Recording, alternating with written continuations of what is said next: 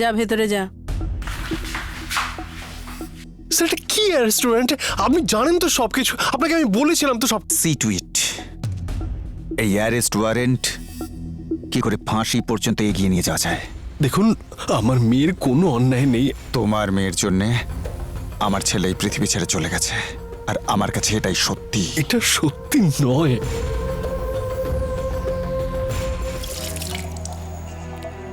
I am fine. তুমি মদ খেয়ে এসেছো তৃষা? তো তৃষা, তোমার কি কোনো কিছুর জ্ঞান নেই বড়দের সাথে কিভাবে কথা বলতে হয়? কেননা আজ পর্যন্ত এই বাড়িতে কেউ মদকে ছোঁয়ও নি, তাই তুমি তোমার সীমার মধ্যে থাকো। To help with you Basu, এটা আমারও বাড়ি। আমি করণকে খুব ভালো করে চিনি। কি কারণে তোমাকে করণ বাধ্য করেছে? মাসিমা এই বাড়িটা করণবাবুর নামে করে দিয়েছেন। এই বাড়িটা আমি তোমার হাতে পড়তে দেব না, এটা আমার প্রতিজ্ঞা তোমার কাছে। এগুলো বাড়ির কাগজ, আমি ওর নামে করে দিচ্ছি। মা কি করছো? করতে দে বাবা, আর তুই এই কাগজটা ওকে নিয়ে গিয়ে দিয়ে দে। এবার আপনি বুঝতে পারছেন এর মানেটা কি দাঁড়ালো? তুমি তুমি আমার মেয়েকে ডিভোর্স দেবে না তো? না, এর অর্থ হলো এই বাড়িটা এখন আমার। অন্য কারোর বাড়িতে অযাচিত অতিথির মতো গিঁড়ে বসে থাকাটা আপনার শোভা পায় না। এটা এটা তুমি কি বলছো করণ? আমি বলছি আপনি উঠুন, পোটলা পুটলি বাঁধুন, অন্য কোথাও ঠিকানা খুঁজুন।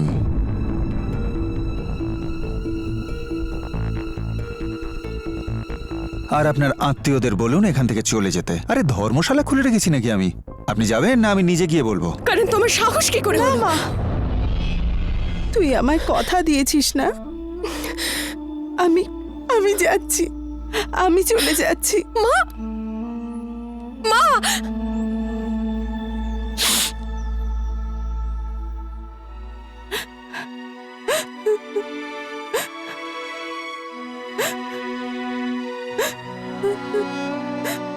তুমি ওই পেপারসগুলো ওর নামে কেন করে দিলে মা? তুমি জানো ও কি রকম মানুষ? আমি চিনতে পারিনি ওকে, কিন্তু এখন বুঝে গেছি মা। আমার মতো একজন বয়স্ক মহিলার সাথে যদি এরম করতে পারে, তাহলে তোর সাথে তো। কিন্তু এখন অনেক দেরি হয়ে গেছে, আমি বাড়ি ওর নামে করে দিয়েছি।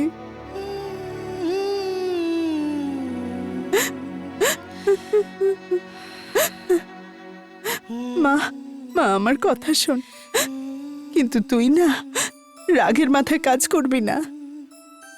তুই না ভীষণ ভালোবাসা দিয়ে আর তোর বুদ্ধি দিয়ে ওকে বদলানোর চেষ্টা কর বাবা।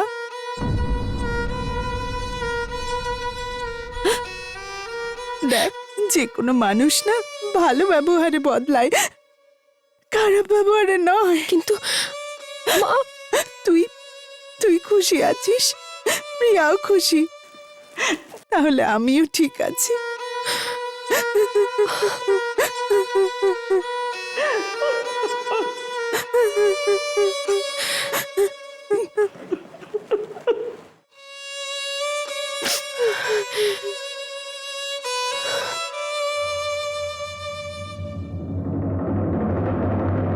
তোমার লজ্জা করে না?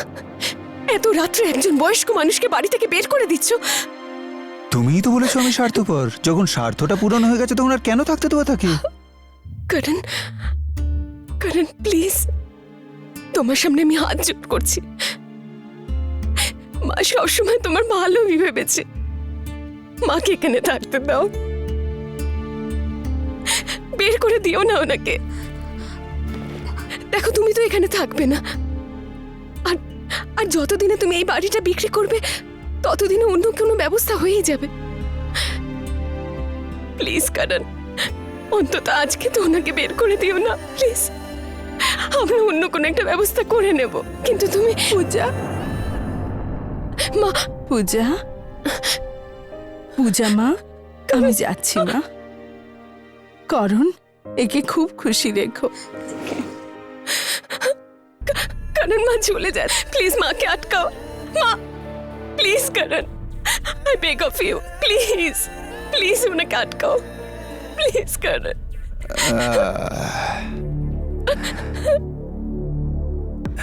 যখন কাঁদতে শুরু করে না মা,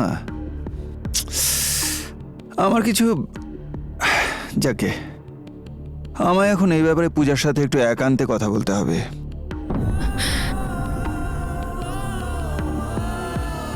আপনি বরং যান, নিচে গিয়ে অপেক্ষা করুন, যান যান যান। আর আপনি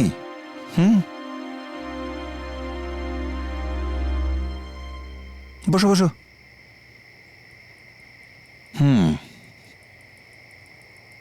তাহলে তুমি চাও যে মা এখানেই থেকে যাক? করণ, তুমি মাকে থাকতে দেবে তো? আমার তো হাতে নেই বিষয়টা। আরে যার বাড়ি তার থাকাটা কেউ আটকাতে পারে নাকি? এটা তো এখন তোমায় ঠিক করতে হবে। আমাকে কি করতে হবে? না না, করতে কিছু হবে না তোমাকে, শুধু একটা সমঝোতা করতে যদি তুমি রাজি থাকো, মানে তুমি যদি চাও মা এখানে থাকুক, তাহলে একটা দুটো ওই 19-20 অ্যাডজাস্টমেন্ট তো করতে হবে। অ্যাডজাস্টমেন্ট মানে? কিছু শর্ত আছে, ওই আর কি অ্যাডজাস্টমেন্ট। কি শর্ত? শর্ত নয়, শর্তগুলো, মানে একটার থেকে বেশি শর্ত আছে না, তাই তো লিস্ট বানাতে হয়েছে, না হলে লিস্ট কি দরকার? শোনো, তুমি আমায় না জিজ্ঞেস করে কোথাও যাবে না, যতক্ষণ আমি না বলবো কোনো কথাটি বলবে না।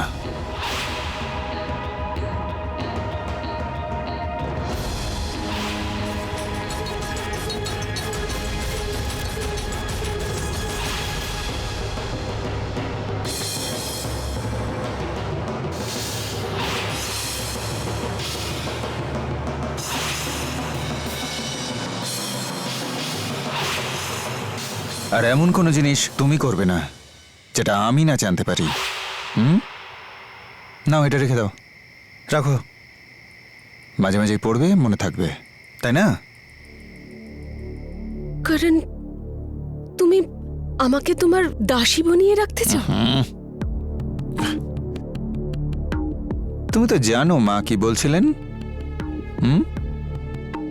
কি? একটা কানাকড়িও নেই ওনার কাছে, কিচ্ছুটি নেই, পাই পয়সা উনি এই বিয়েটাতে খরচ করেছেন, তোমাকে দেওয়ার মতো কিচ্ছু নেই ওনার। এখন এখান থেকে চলে গেলে হয়তো কোনো আত্মীয়দের বাড়ি উঠলেন, তারা হয়তো রেখেও দিলে ধরে নিলাম, কিন্তু কতদিন এইভাবে কাটবে? কিন্তু তুমি চিন্তা করো না, তোমার মা রাস্তায় দাঁড়াবেন না। ব্যাপারটা কি, ওনার যে বয়স সেটা দেখে কোনো না কোনো ধর্মশালা ওনাকে রেখেই দেবে, এক কোণে জায়গা ঠিকই পেয়ে যাবেন। তো ঠিক আছে, ওখানে থাকার জন্য ভাড়া যদি উনি না দিতে পারেন তো ঠিক আছে, কোনো ব্যাপার না। ওখানে হয়তো বা কিছু কাজ করতে হবে, ঘরদোর পরিষ্কার করতে হতে পারে, ঝাড়ু টাড়ু দিতে হতে পারে, লোকেদের এঁটো বাসন মাজতে হতে পারে, সেটা ঠিকই তো আছে। মানে বয়সকালে যদি শরীরটা একটু অ্যাক্টিভ থাকে তো ভালোই তো, খারাপটা কি? কি বলো? ঠিক আছে করণ, তুমি জিতে গেলে।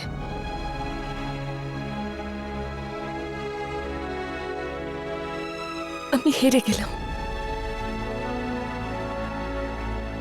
তুমি যা চাও আমি তাই করব। তাহলে এখানে বসে আছো কেন? তোমার মা অনেকক্ষণ বাইরে দাঁড়িয়ে আছেন, অপেক্ষা করছেন, ক্লান্ত হয়ে গেছেন নিশ্চয়ই। ওনাকে ভেতরে নিয়ে এসো, ওনার সুটকেসটাও নাও, জিনিসপত্র রেখে দাও কোথাও। হ্যাঁ, যাও যাও।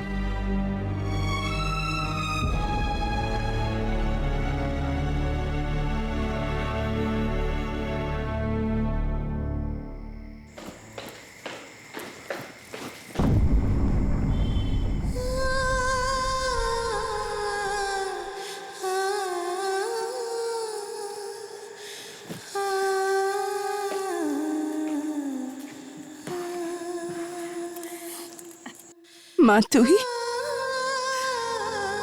সব ঠিক হয়ে গেছে মা, ভেতরে চলো। কিন্তু কিন্তু আমাকে তো বাইরে যেতে বলেছিল। তুই কিছু সবকিছু ঠিক আছে তো পূজা? আমাকে এখানে রাখার জন্য তুই কি করেছিস? খারাপ কিছু না তো? হ্যাঁ,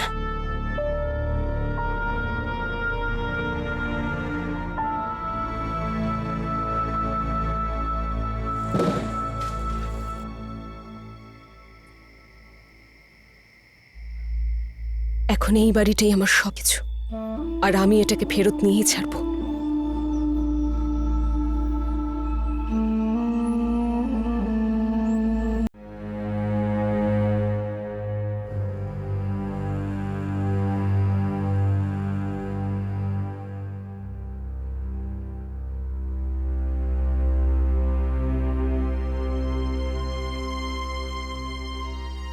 বালি ছেড়ে দেবো? মা অনেক রাত হয়ে গেছে, চলো কেমন। জানি, এই জন্যই এখানে দাঁড়িয়ে আছি। কতক্ষণ দাঁড়িয়ে থাকবে এখানে? চলে আসবে ও, চলো চলো চলো। কখন আসবে? সকাল হলে আসবে। বিনি, এটা বাড়ি, হোটেল না। হ্যাঁ, সেটা তো তোমার মনে হয় যে এটা হোটেল নয়, ওর জন্য তো এটা হোটেলই। আর জানিস মজার ব্যাপারটা কি? এখানে কোনো বিল পেমেন্ট করতে হয় না, সব কিছু ফ্রিতে পাওয়া যায়। আর এর থেকে ভালো হোটেল তো ও কোথাও তুই যা পাবে না, শুয়ে তাই পড়, না? শুয়ে পড়, যা শুয়ে পড়। কেন? ঘুম আসছে তোর, যা। মা তোমার শরীর আজকাল ভালো থাকে না, কেমন? না না, আমার শরীরে কিচ্ছু হয়নি, আমি ঠিক আছি। মা তুমি এখানে দাঁড়িয়ে থাকলে ওর আসার টাইম কি বদলে যাবে? কালও এসেছিল, আজকে এসে যাবে, চলো। আমি দেখতে চাই ও কটার সময় আসছে। হে ভগবান, আমার মাথায় আসছে না, কি করব আমি। আরেকটা নতুন নাটক। আমি এসব হ্যান্ডেল করতে পারি না, আমি শুতে চললাম। প্লিজ।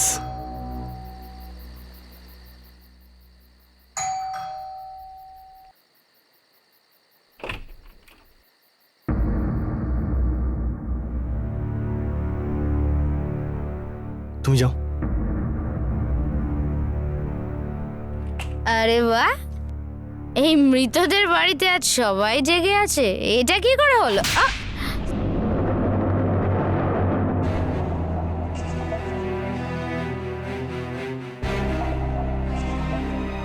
মুখ বন্ধ রাখ। এই থাপ্পড়টা যদি তোর মা প্রথমেই মারতো, তাহলে আজ তোর পা এরকম করে কাঁপতো না। যা গিয়ে শুয়ে পড়, যা।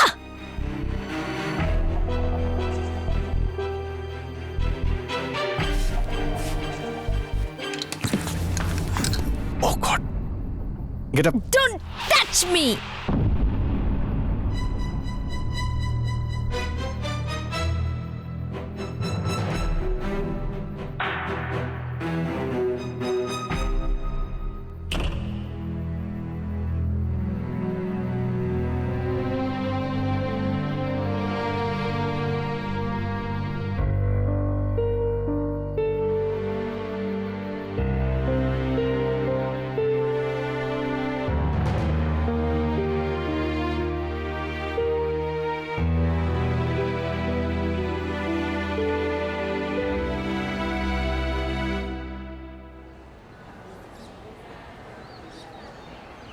হাই শিবম, আপনারা 3 নম্বর কোর্টে যান, ওখানেই দেখা হবে। প্লিজ আমার মেয়েকে বাঁচিয়ে নিন প্লিজ। আরে শিবম বাবু, আপনি হাত জোড় করছেন কেন?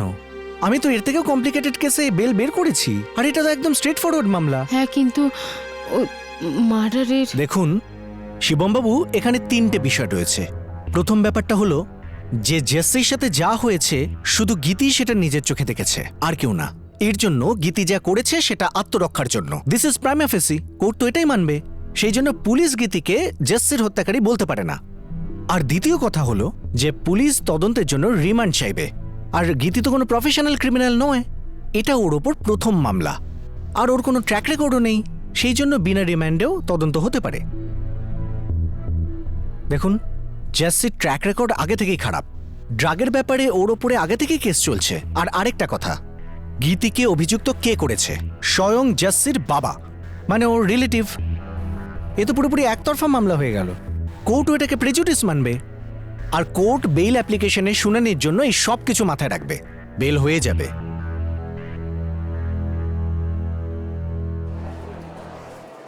মামলা শুরু করা হোক। ইওর অনার, আমার সমস্ত প্রমাণ পেশ করার আগে, যেটা এই কেসটাকে পুরোপুরি সত্যি প্রমাণ করে দেবে, আমি এটা বলতে চাই যে এই প্রসঙ্গে বিরোধী পক্ষ কি বলতে পারে। বিরোধী পক্ষ আপনার সামনে যে বক্তব্য পেশ করবে সেটা আমিই বলে দিচ্ছি। বিরোধী পক্ষ এটাই বলবে যে গীতিকা সিন্ধের ওপর লাগানো এটা প্রথম অভিযোগ, আর এটাও বলবে যে গীতিকা সিন্ধের তো কোনো ক্রিমিনাল রেকর্ড নেই। আর গীতি তো কোনো প্রফেশনাল ক্রিমিনাল নয়, এটা ওর ওপর প্রথম মামলা। আর এটাও বলবে যে জাস্টির তো নিজের ট্র্যাক রেকর্ড খুব খারাপ ছিল। দেখুন, জেসির ট্র্যাক রেকর্ড আগে থেকেই খারাপ। ড্রাগের ব্যাপারে ওর ওপরে আগে থেকেই কেস চলছে। আর এটাও বলবেন যে অভিযোগকারী নিজেই ভিকটিমের পরিবারের একজন, এই জন্য ওনার অভিযোগ অভিযুক্তের ওপর একতরফা এবং প্রিজুডাইস। গীতিকে অভিযুক্ত কে করেছে? স্বয়ং জেসির বাবা, মানে ওর রিলেটিভ।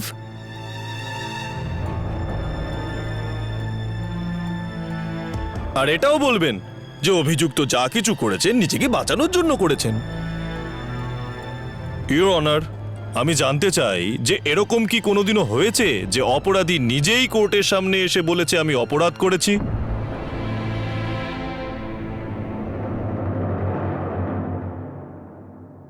এই সব কথা আমি ভালোভাবে চিন্তা করে বলছি যে অনারেবল জাজ, দয়া করে গীতিকা সিন্ধেকে এই কেসে জামিন দেবেন না, বরং ওনাকে আরো 14 দিনের কাস্টাডিতে রাখা হোক।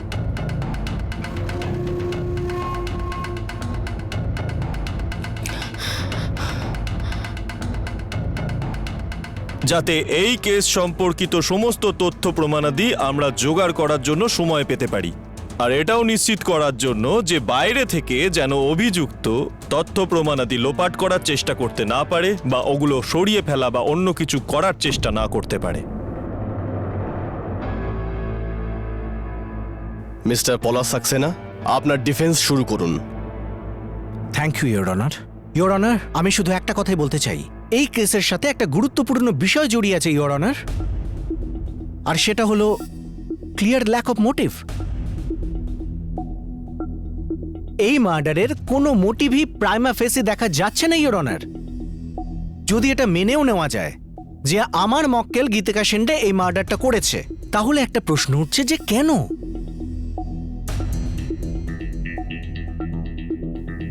ইওর অনার, এই সমস্ত প্রশ্নের উত্তর খোঁজার জন্যই তো আমরা 14 দিনের সময় চেয়েছি।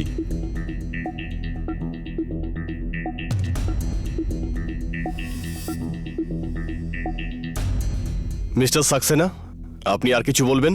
ইওর অনার, আমি এটুকুই বলতে চাই যে এই কেসে বেইল অ্যাপ্লিকেশন হোক, কোনো প্রেজুডিস ছাড়াই। আমার মক্কেল গীতিকা সিন্ধের বয়সকে আর ওর ট্র্যাক রেকর্ড দেখে বিচার করা হোক। That's all your honour.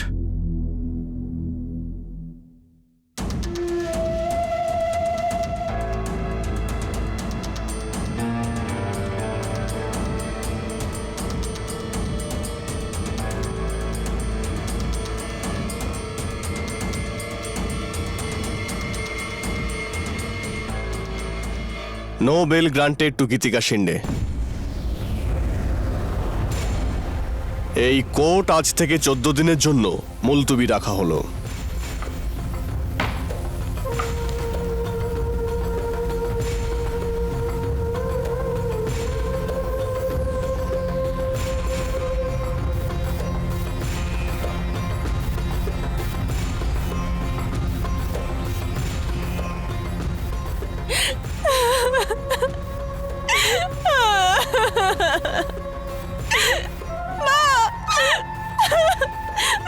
হে ভগবান,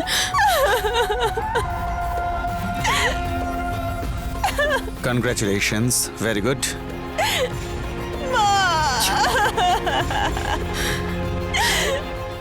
দেখে চলুন, সরুন সরুন সরুন, যেতে ভগবান দিন। ঠিক রক্ষা করবে।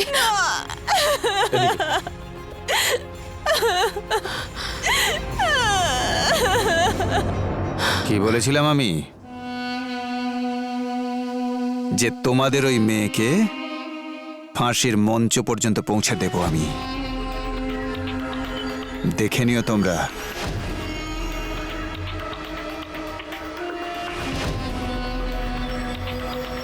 আর দেখে নেবেন আপনিও গীতিকাকে জেল থেকে ছাড়া পেতে।